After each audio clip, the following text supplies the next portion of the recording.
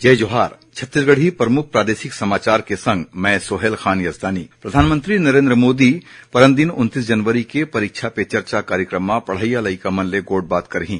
ए बछर परीक्षा पे चर्चा कार्यक्रम के जरिया 4000 ले ज्यादा प्रतिभागी मन प्रधानमंत्री संग गोठ बात करही।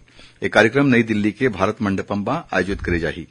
गणतंत्र दिवस परेड होए के पहली प्रधानमंत्री नरेंद्र मोदी हा छत्तीसगढ़ के झांकी, बस्तर के आदिम जनसंसद मुरिया दरबार में शामिल लोक कलाकार मन ले भेंट करीन। यही दौरान प्रधानमंत्री हा छत्तीसगढ़ समेत आने राज्य मन ले आए महिला कलाकार मन ला अच्छा और जीवन प्रदर्शन करे खातिर अपन शुभकामना दीन। ए मौका में श्री मोदी हा कहिन की ए दारी गणतंत्र दिवस के परेड देश के नारी शक्ति ला समर्पित हावय। विश्वविद्यालय अनुदान आयोग यूजीसी के दिशा निर्देश के पालन नई करे सेती छत्तीसगढ़ के 11 ठिन विश्वविद्यालय मन ला काली सूची में डाल दे गे हावय। एमा रायपुर के कुशाभाऊ ठाकरे पत्रकारिता विश्वविद्यालय, आयुष विश्वविद्यालय और इंदिरा गांधी कृषि विश्वविद्यालय के नाम घलो शामिल हवय।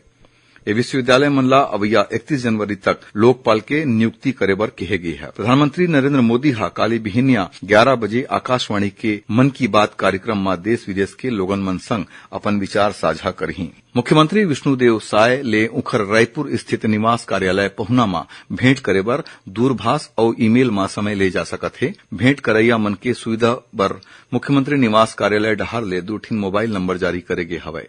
एकर अलावा ईमेल भेज के मिले बर समय घलो ले जा सकत है। भारतीय जनता पार्टी हा अवैया लोकसभा चुनाई खातिर 23 ठिन राज्य मन में चुनाव प्रभारी और सह प्रभारी के नियुक्ति कर दे हवय।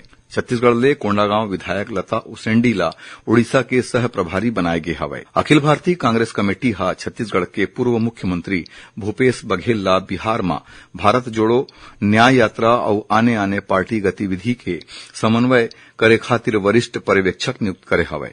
और प्रदेश में सार्वजनिक वितरण प्रणाली में अभी के बेरा में चलत जम्मो राशन कार्ड के नवीनीकरण के कार्य शुरू हो गया हवय।